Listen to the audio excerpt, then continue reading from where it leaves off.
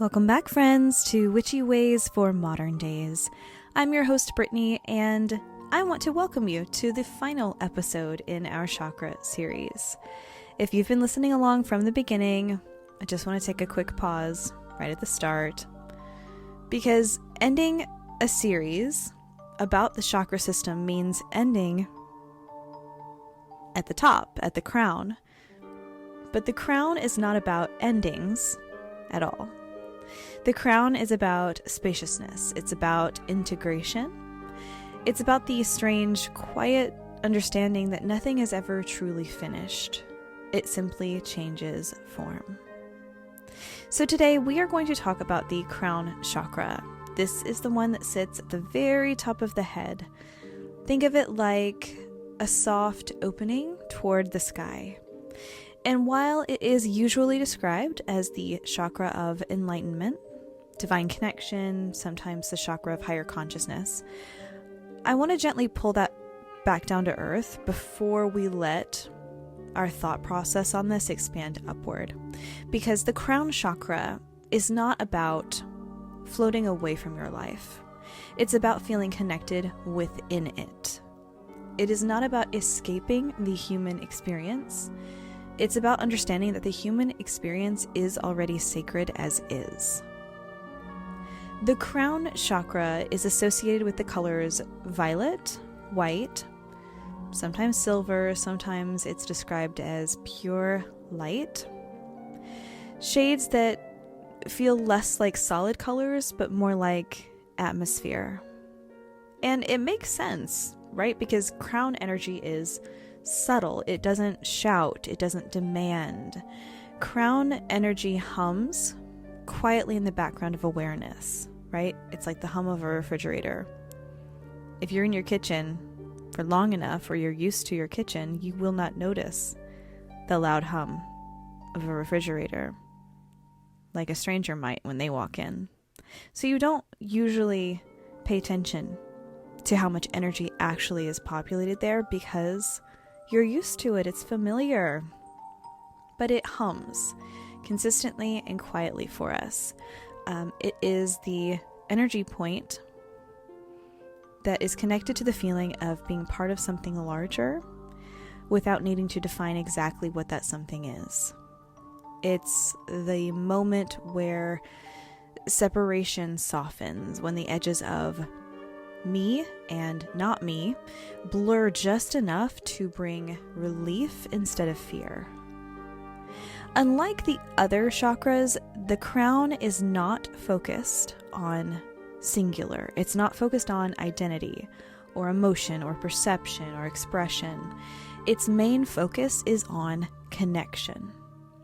Now, that does not mean connection as in attachment, but connection as in belonging, a sense that you are not alone in the universe. Not because someone or some being is watching over you necessarily, but because you are woven into the fabric of existence itself. The crown chakra asks us a very simple, very big question. What if you are already part of the whole? In modern spiritual spaces, the crown chakra is often framed as the ultimate goal. This is the one we strive to eventually be able to open, achieve containment with.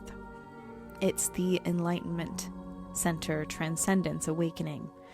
And that framing, while I do understand it, it can accidentally turn it into something hierarchical or aspirational, like some sort of finish line you're supposed to cross if you heal fast enough, or you meditate hard enough, or you become more of an advanced witch.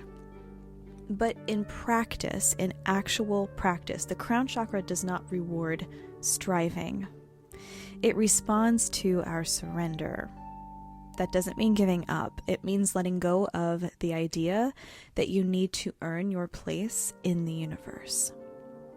So a balanced crown chakra doesn't feel dramatic. It feels peaceful, right? There's trust, a sense that even when things don't make sense, they're still held within something larger than control or panic or something of this world.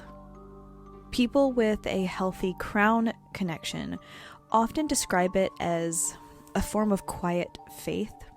So not necessarily religious faith, but existential trust, right? The feeling that you don't have to understand everything to be okay, that uncertainty doesn't mean danger, and that mystery can be spacious rather than something that threatens. When the crown chakra is imbalanced or blocked, it can show up in a few different ways. Some people feel disconnected, isolated, cut off from meaning. Life tends to feel mechanical or heavy, transactional.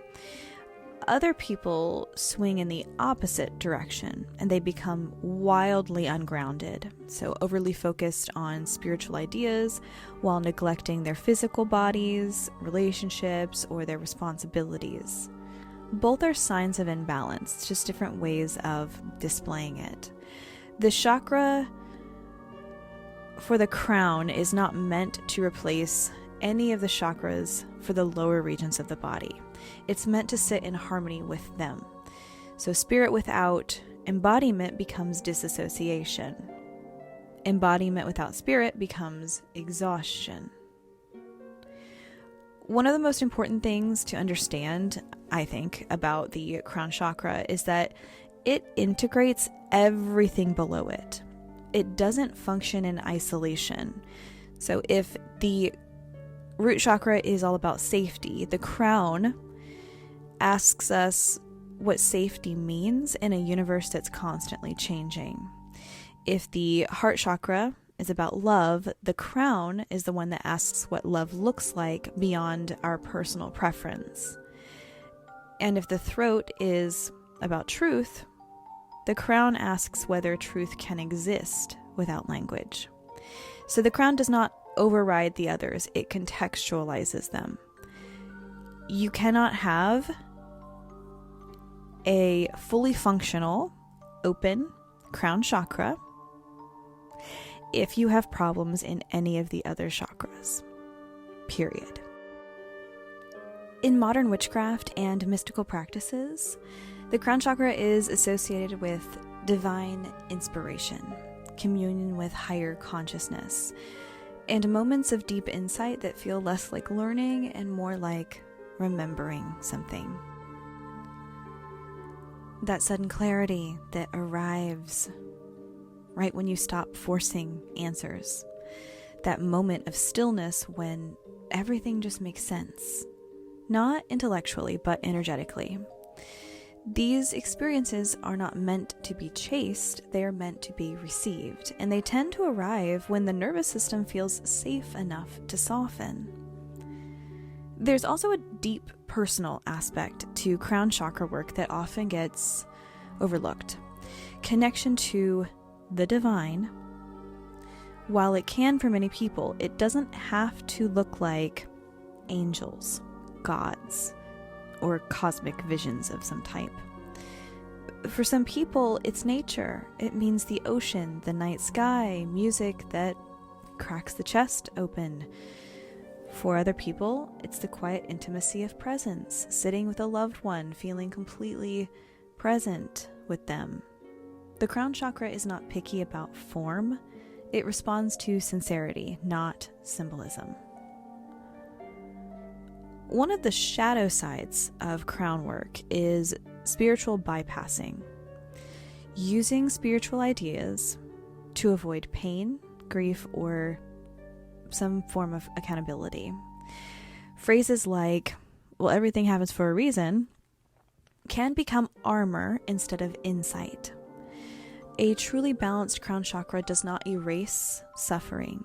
It allows your suffering to exist within a larger field of compassion.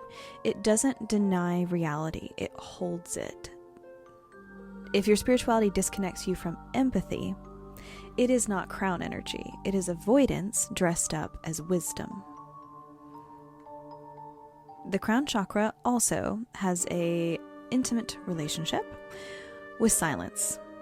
Not the awkward kind, fortunately. It's the deep kind of silence, the kind where nothing really needs to be said because presence itself feels full. In a world that constantly demands our opinions or reactions, explanations, crown energy offers some relief. You don't have to narrate your existence. You don't have to know who you are at every moment. You can simply be, and that in and of itself is sacred. There's something especially meaningful, I think, about ending a chakra series here, because the crown brings us back to the beginning. It reminds us that energy is not linear. We don't graduate from our bodies or our emotions. We cycle, we revisit, we deepen. The crown does not float above the system, it rains down through it. Insight informs action. Meaning informs survival, and spirit informs matter. If you've been listening to these episodes as a form of self-reflection, I want you to know one pretty important thing.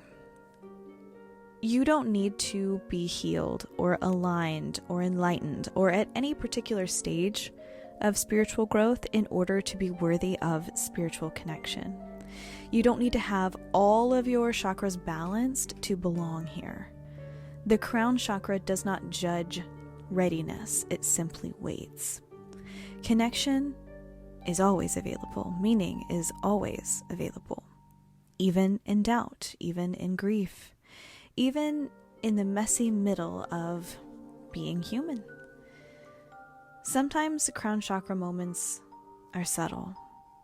A deep breath that softens panic, a sudden wave of gratitude with no clear source, a sense of being okay even when nothing is resolved.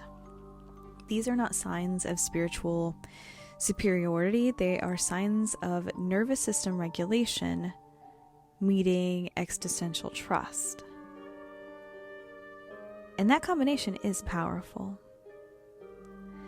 As we close this final episode in the chakra series, I want to offer this not as an instruction, but as just a reflection. The crown chakra does not ask you to look up. It asks you to look through separation, through illusion, through the idea that you are alone in all of this. It invites you to rest in the possibility that your existence is not random, even if it's not explainable. That your presence here matters, even when you don't know why.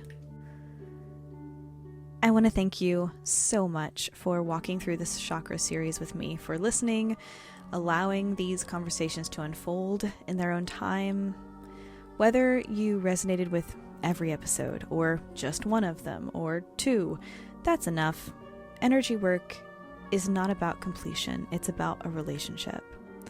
And the relationship that you are building with yourself, body, mind, and spirit, through your understanding of the self, is already meaningful. Until we meet again, I want you to stay grounded, stay curious, and stay above all things witchy, especially in the way that you trust you are part of something larger, even on the days you feel small. This has been Witchy Ways for Modern Days, the 7th of 7 episodes for the chakras. Have a wonderful week, my friends. Blessed be.